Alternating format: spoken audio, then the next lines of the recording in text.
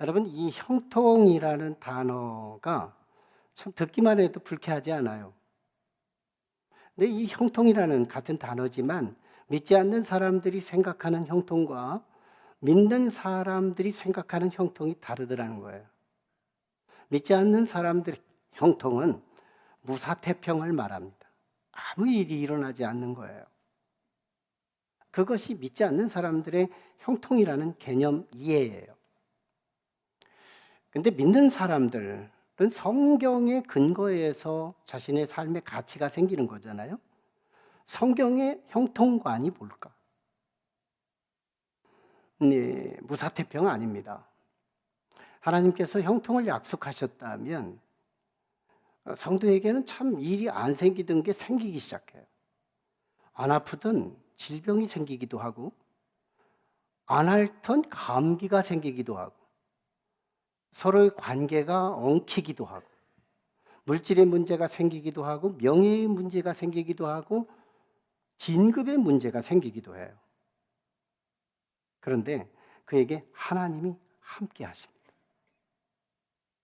그래서 그 문제를 뛰어넘게 하는 형통, 이 요셉의 생애를 통해 드러내거든요. 여러분, 요셉은 형통이라는 단어를 4번 씁니다. 수식을 해요. 창세기 39장 2절에 보면 형통 한 번을 쓰는데 여호와께서 요셉과 함께 하시니 형통하였더라 이렇게 씁니다. 여러분, 요셉의 삶을 통해서 형통이라는 단어는 한 번이면 좋게 해요. 상식적으로. 네, 국무총리가 됐거든요. 근데 요셉의 삶을 통해 4번 쓰고 있는데 그는 집에서도 형통합니다. 아버지하고 되거든요. 그것 때문에 미움받아요. 근데 죽을 뻔하기도 해요. 물 없는 웅덩이에 던져져요. 거기서 구사일생하고 다시 인신매매단에 팔리게 됩니다. 졸지에 노예가 돼요. 또 무고하게 죄수가 됩니다. 이러는 과정 속에 4번을 요셉은 형통하였더라 이렇게 쓰고 있는 거예요. 뭘까요? 문제가 많든 작든 형통이라는 단어는 그 문제를 이기는 능력, 추월하는 능력, 역전하는 힘, 형통. 그래서 안 되는 것이 아니라, 그래서 망했다가 아니라, 그래서 성공했다, 승리했다. 이게 형통이더라는 거예요. 오늘 말씀은 이 형통에 대한 이야기입니다. 지난 시간에 바울이 고린도 사역을 해요. 고린도에 들어가서 1년 6개월 사역을 합니다. 그때 실제는 초입 때 바울의 마음에 이 감정의 세계가 3가지 어두운 것이 찾아와요. 가장 먼저 외로워요. 혼자 들어갔기 때문에. 2번째는 두려워요. 악성 유대인들이 포진되어 있기 때문에. 3번째는 떨려요. 부교감 신경계가 막 벌벌 떨고 있어요. 그때 하나님께서 시의적절하게 아주 타이밍을 맞춰서 그가 행복하고 룰루랄라 할 때가 아니라 가장 외롭고 두렵고 떨릴 때 그의 위로자, 격려자를 붙여주시는데 아굴라 브리스길라를 붙여줍니다. 천군만마예요. 바울이 죽음에 직면하면 생명이라도 바꿔주고 싶어지는 평신도 부부. 엄청난죠. 왜 얼마나 위로가 됐을까요? 혼자가 아니었구나. 실라와 디모데, 베테랑 사역자가 또 붙어줍니다. 갑자기 4명이 돼요. 혼자 들어갔는데. 거기에 또 회당장이 구원받아요. 경건한 유대인이 또 구원받아요. 고린도에 많은 사람들이 구원을 받아요. 졸지에 바울은 혼자였다가 나중에는 구름대 같은 교인들이 생겨나요. 그럼에도 불구하고 이 유대인들이 예수를 믿기 시작하지, 이 유대교로 포교해야 할 그 대상자들이 자꾸 유대교로 들어오는 게 아니라 그리스도교로 들어오는 거예요. 그러니까 저절로 유대인들, 강성 유대인들의 이 시기심이 발동되기 시작합니다. 그때 바울은 유대인 징크스, 유대인에 대한 상처가 있었어요. 우리가 알듯이 1차 전도 여행, 2차 전도 여행의 각 지역마다, 코스마다 여러분, 바울은 유대인의 상처가 있어요. 각 지역마다 유대인들이 걸려서 복음을 증거하는데 그렇게 어려움이 많아요. 루스드라 같은 데서는 돌 맞아서 거의 죽었다고 해서 외곽에 던졌다가 다시 하나님의 도우심으로 살아서 나오잖아요. 유대인 징크스, 유대인에 대한 솔타이가 얼마나 강한지 몰라요. 근데 그 마음에 그럼에도 불구하고 그리스도인들이 자꾸 늘어나면 늘어날수록 바울의 속사람이 불안해집니다. 하나님은 거기까지 간파해요. 거기까지 다 스캔해버려요. 그리고 하나님이 주시는 말씀이 지난 본문의 9절, 10절입니다. 밤에 바울에게, 하나님 주께서 바울에게 두려워하지 말라, 침묵하지 말고 말하라. 내가 너와 함께하매 누구든지 너를 해하지 못하리니 이 성에 내 백성이 많으니라. 이 말씀을 주십니다. 여러분, 가장 외롭고 가장 두렵고 가장 떨릴 때 하나님이 적절한 사람 붙이다가 그거 가지고 안 되니 하나님이 내가 너에게 직접 함께 하리라, 이 약속까지 주십니다. 그리고 오늘 본문이 주어져요. 그러므로 이 약속, 하나님이 내가 너와 함께 할 거고 너를 해할 자가 아무도 없다고 말씀하신 이 듬직한 이 말씀이 어떻게 오늘 본문에서 이루어지는지, 성취되는지를 말씀하는 이야기가 본문입니다. 그 말씀, 그 예언의 말씀이 어떻게 이루어지느냐 하는 얘기거든요. 당대 고린도 지역은 조금 넓은 지명으로 아가야 지방이라고 해요. 우리 대전이 중부지방이라고 하는 넓은 명이 있어요. 중부지방 안에 대전이라는 지역이 있어요. 그런 것처럼 이 고린도라고 하는 지명과 그보다 더 넓은 아가야 지방, 유럽인데 이 아가야 전체 지역을 다스리는 행정 총독이 있는데 이 갈리오입니다. 갈리오 총독이 갑자기 그때 새로 부임을 하는 거예요. 로마 이 황제에서 파송을 받아서 부임을 해요. 그때 당시는 행정과 사법이 일치됩니다. 행정 지도자가 사법부의 재판도 하게 되더라는 거예요. 그래서 이 갈리오가 판사 역할도 하는 건데, 유대인들이 이 갈리오가 부임하는 기념으로 그동안에 아주 밉상스러웠던 바울, 자기 영역들을 다 뺏어간다고 생각했던 피해망상적 강성 유대인들, 이들이 이참에 새 총독이 부임할 때 바울을 한번 걸어서 재판하자 하고 제목을 붙입니다. 근데 12절에서 유대인들이 합심하여 바울의 모든 죄목을 적어서, 즉 당대의 로마가 종교를 승인한 종교가 있었고 불법 종교들은 행사를 하면 법에 걸리도록 되어 있었는데 그리스도교, 우리 기독교를 반목하던 사람들이 이건 불법 종교다 이래가지고 유대인들이 이걸 죄목으로 접어서 소스데네라고 하는 회당장을 원고로 삼아 재판에 겁니다. 그래가지고 바울도 어쩔 수 없이 재판에 들어가는 거예요. 자, 재판이 열리면 순서가 있습니다. 원고가 모든 고발 내용을 판사가 읽고 가장 먼저 피고가 자기 변호를 하는 시간이 순서예요. 그러니까 바울은 피고예요. 피고로 당해서 간 거죠. 바울이 지금 14절에서 입을 열고자 할 때에 갈리오가 입을 막습니다. 이거 오늘 본문의 뉘앙스예요. 바울이 지금 자기 변호를 하려고 입을 열려고 할 때 아직 입을 안 열었어요. 근데 입을 열려고 하는 이 분위기 속에 갈리오가 차단하고 바로 14절, 15절을 판결합니다. 한번 읽어주세요. 14, 15절. 바울이 입을 열고자 할 때에 갈리오가 유대인들에게 이르되 너희 유대인들아 만일 이것이 무슨 부정한 일이나 불량한 행동이었으면 내가 너희 말을 들어주는 것이 옳거니와 만일 문제가 언어와 명칭과 너희 법에 관한 것이면 너희가 스스로 처리하라. 나는 이러한 일에 재판장 되기를 원하지 아니하노라. 아멘. 여러분 무슨 말일까요?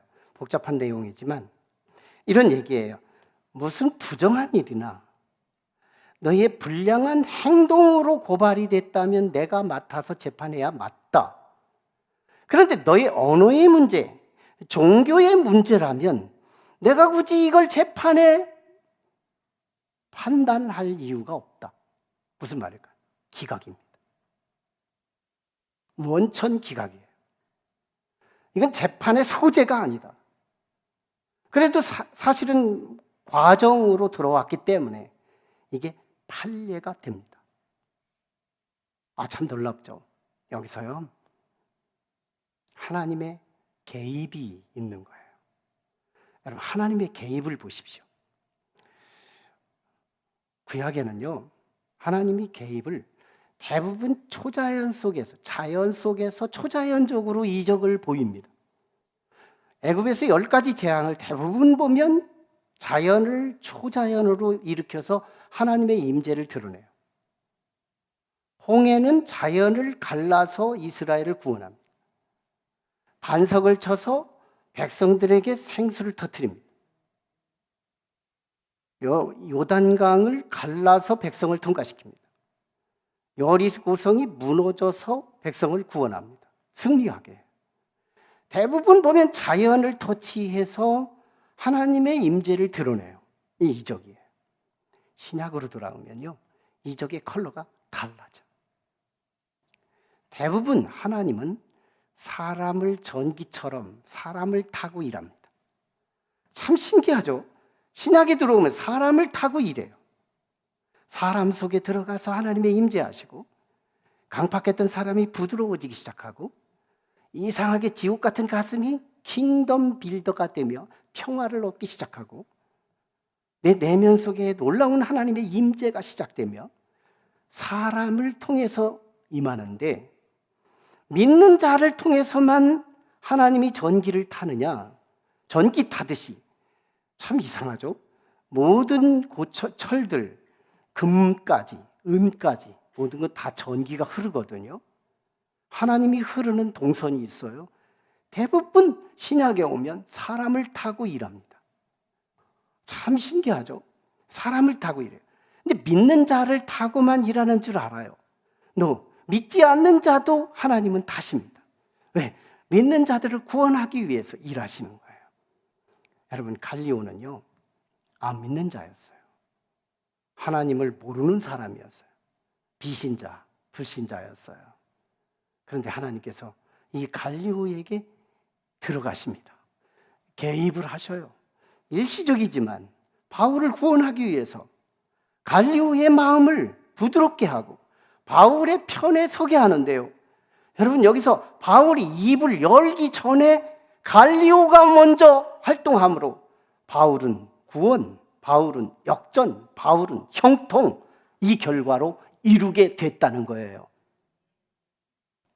여러분 여기서 우리는 이 놀랍게 역전을 보게 되는데요. 하나님의 약속과 성취잖아요. 9절, 10절이 약속이라면 오늘 본장은 오늘 우리가 본문은 성취인 거예요. 약속과 성취. 근데 약속과 성취가 뭐예요? 내가 너와 함께 하는데 너를 해할 자가 아무도 없다 이 말씀이었잖아요. 내가 너와 함께 하기 때문에 너를 해할 자가 없다. 근데 없었다는 얘기예요. 근데 이게 중요한 게 바울이 자기 방어 기제, 내가 말을 해서 말재주를 가지고 나를 보호했다는 얘기가 아니었습니다. 바울이 입을 열기 전에, 이게 굉장히 중요한 단어인 거예요. 바울이 입을 열기 전에 하나님은 갈리오 속에 들어가서 바울을 구원하기 위하여 하나님이 지금 일하고 있다는 얘기거든요. 여기서 판례가 생겼습니다. 그러므로 고린도는 그리스도교가 활동해도 된다는 법적 허락이 시작됩니다. 참 놀랍잖아요. 하나님의 역전이에요. 근데 더 중요한 건 원고인 소스테네, 회당장입니다. 바울을 고소한 실명 소스테네, 그가 법정 밖으로 나와서 유대인들이 왜 우리를 지게 했느냐고 그 책임을 물어 그를 구타하기 시작하는데요, 갈리오가 이걸 봅니다. 이걸 목격해요. 그런데 내비둬요. 무슨 말이에요? 뒤집어졌다는 얘기예요. 역전됐다는 얘기예요. 바울로 말하면 형통했다는 얘기예요. 여러분, 예수님은 이 땅에 오셔서 하나님의 뜻이 하늘에서 이루어진 것처럼 땅에서 이루어지게 하기 위해 오십니다. 이걸 우리는 킹덤 빌더라고 해요. 예수님은 킹덤 빌더예요. 이 험악한 고린도 같은 세상 도시에 하나님의 신성한 나라, 하나님의 나라를 세우기 위해서 오신 최초의 인물 누구예요? 예수 그리스도. 그분은 킹덤 빌더예요. 우리는 그분을 믿어요. 우리는 그분을 믿을 때 우리를 다르게 표현하면 성도지만 또 다르게 표현하면 우리 또한 킹덤 빌더여야 합니다. 이 하나님의 나라를 세우는 자들. 근데 이 교회 안에 킹덤 빌더는 많아요. 한국교회 어느 교회도 가면 최소한 20%는 킹덤 빌더가 포진되어 있어요. 성가대원, 찬양팀, 교사들, 셀리더 다 킹덤 빌더들이에요. 교회 내 킹덤 빌더. 교회 안에서 하나님의 나라를 세우는 일꾼들이에요. 그런데 참 놀랍죠. 한국교회 거의 퍼센트가 가정으로 돌아가면 킹덤 빌더 포기합니다. 직장에서도 할 일이 없습니다. 이때 우리가 알아야 할 두 가지가 있어요. 첫째, 하나님은 세상의 시스템을 주관하신다는 거예요. 하나님은 세상을 통치하고 있다는 거예요. 하나님은 교회만 다스리는 분이 아니라는 거예요. 하나님은 교회 밖에 하나님이 만드시고 창조하신 이 넓고 넓은 이 세상, 거기에 악한 사람들이 있어요. 거기에 하나님이 없는 사람들이 있어요. 거기에 지독한 직장 상사들이 있어요. 얼마나 잔인한 사람들이 있는지 몰라요. 그들을 향하여 하나님은 통치하고 있다는 거예요. 갈리오를 보란 말이에요. 하나님은 갈리오를 통해서 그 마음을 부드럽게도 하고 그 마음을 강팍해도 할 수 있는 하나님이셨어요. 바울을 지금 보호하겠다고 약속하신 하나님은 갈리오를 보호시키고 있었다는 거예요. 믿지 않는 자를 통치하고 있는 하나님. 우리 교회 밖에 하나님이 통치, 하나님의 나라가 세워지기를 우리를 향하여 기대하시는 하나님의 기대를 우리는 기대를 어그러지게 하면 안 된다는 거예요. 저는 우리 교회 건축을 하면서 6번의 재판이 있었습니다. 밖에서 재판을 걸고 오니까 우리는 재판을 응하지 않을 수가 없었어요.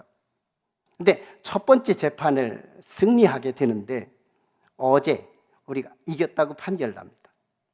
자, 우리가 어제 이겼는데 내일까지 많은 하도업체들이 돈을 주지 않으면 여기에 가압류를 넣겠다는 거예요. 그때 가압류 들어올 업체가 30여 개가 됐습니다. 직영했으니까. 근데 이 가압류가 못 들어오게 막을 수 있는 승리한 재판이 어제 난 거예요. 변호사님을 통해서 듣게 됩니다. 자, 그런데 이 결정문을 받아야 되는데 법원에 갔습니다. 아니하고 갔는데 저는 들어갔다가 또 다른 업자하고 대화를 하기 위해 나왔는데 법원에 딱 들어가니까 얼마나 하드하고 얼마나 접근 불가능한지 몰라요. 노, 안 됩니다. 결정문 좀 주세요. 우리가 이겼잖아요. 안 됩니다. 대통령, 아버지, 할아버지가 와도 안 됩니다. 안 들어가요. 근데 그때 우리 아내가 실컷 울었습니다. 여기 가서 울고 저기 가서 한 번 울고 또 저기 가서 울고 한 바퀴 돌고 또 한 바퀴 가서 또 울고 또 돌고 울고 또 울고 또 울고. 그때 성경에 예수님의 비유가 생각나요. 불의한 재판관도 과부의 탄원을 계속하면 과부의 소원을 응답해 줬다는 이야기. 우리 결정문 주세요. 오늘까지 결정문이 안 나오면 우리 교회 망해요 하면서 우는데요. 나중에 그 담당 부서, 네 부서들이 다 어씨 이런 아줌마가 어딨어? 어씨 아줌마 이런 아줌마가 어딨어? 하면서요 결정문을 받아왔습니다. 이거 영광 돌려야 될 일이에요. 박수 한번 쳐요. 결정문을 받아왔어요. 어제 판결해서 이기고 오늘 결정문 받은 대한민국 국민은 우리 하나일지 모릅니다. 또 있을지 모르죠. 여러분, 세상도요 하나님이 움직여요. 우리는 그때마다 하나님을 불러댔고 하나님께 탄원했고 하나님께 호소하며 눈물을 뿌렸을 때 믿지 않는 그 소뚜껑 같은 가슴들도 움직여주기 시작하더라는 거예요. 세상 다스립니다. 직장 상사가 왜 이렇게 잔인하냐고, 저건 하나님도 안 된다고 속단하지 마십시오. 여러분이 어떻게 하느냐에 따라 그 강팍한 상사들, 그 강팍한 이웃들, 그들을 어떻게, 여러분이 어떻게 핸들링 하느냐에 따라 그들은 선한 사람이 될 수도 있고 악한 사람이 될 수도 있다는 거예요. 다만 나의 태도가 중요해요. 두 번째입니다. 하나님은 바울이 입을 열기도 전에 일하셨다는 겁니다. 여기서 참 대단한 이야기는요, 바울이 입을 한마디라도 했다거나 자기 변호를 해서 승리했다면 바울이 똑똑해서 됐다고 할 수 있어요. 누가 기자는 지금 여기서 말하고 싶은 강력한 의도가 있습니다. 바울은 한마디도 섞지 않았어. 그런데 하나님이 바울을 구원했어. 바울을 역전시켰어. 바울을 형통하게 했어. 이 얘기를 하고 싶은 거예요. 한마디도 안 했는데 이겼습니다. 제가 교육전도사 때 세 교회를 다녔습니다. 첫 번째는 우리 한길만 목사님 때에서 교육전도사를 했고, 또 한 교회가 있었습니다. 우리 감리교회, 방송을 타는 거기 때문에 실명하지 않지만 그 교회에 부임을 했는데 교육전도사로. 그날 아동부를 담당해서 교사들이 저한테 상담을 합니다. 전도사님, 우리가 오늘 애찬식을 하기로 했는데 우리끼리 해도 되나요? 질문을 해요. 제가 설명했습니다. 할 수 있습니다. 애찬식은 초대교회에 있었던 일반적인 음식 문화인데 교사들이 할 수 있어요. 그리스도의 사랑을 가지고 떡을 같이 나누고 음료를 같이 나눌 수 있습니다. 그러나 성만찬이 있어요. 이것은 예수 그리스도의 살과 예수 그리스도의 피를 기념하면서 나누는 이 성만찬은 목사님들만 집례할 수 있습니다. 교사가 할 수 없어요. 이걸 가르쳐 줬습니다. 자, 그런데 그 어린 아동부 예배가 끝나고 장년부 예배가 11시를 되는데 담임 목사님이 강대상에서 교회 소식차 전하는데 오늘 교회에 부임한 전도사는 목사 안수 받을 수 없습니다. 이걸 선포합니다. 왜 그러냐면 이 전도사가 감히 교사들에게 성만찬을 가르쳤고 성만찬을 행하라고 지시했다는 거예요. 어떻게 이렇게 둔갑된 거예요? 저는요, 그분이 이 남부연회에 제 이름이 입적도 되지 않은 때였기 때문에, 그분은 남부연회에서 그래도 정말 괄목할 만한 인재였거든요. 너무 크신 분이어서 변명하지 못합니다. 자, 그런데요, 한 2주쯤 지났습니다. 다시 교회 소식 때 이번 전도사는 직무유기를 하고 있다고 여러 가지 실책을 전 교인 150여 명이 있는 그 교회에서 전도사를 까기 시작합니다. 그분이요, 제 머리통 작아서 목회를 못한다고 했던 그분입니다. 참 신기하죠.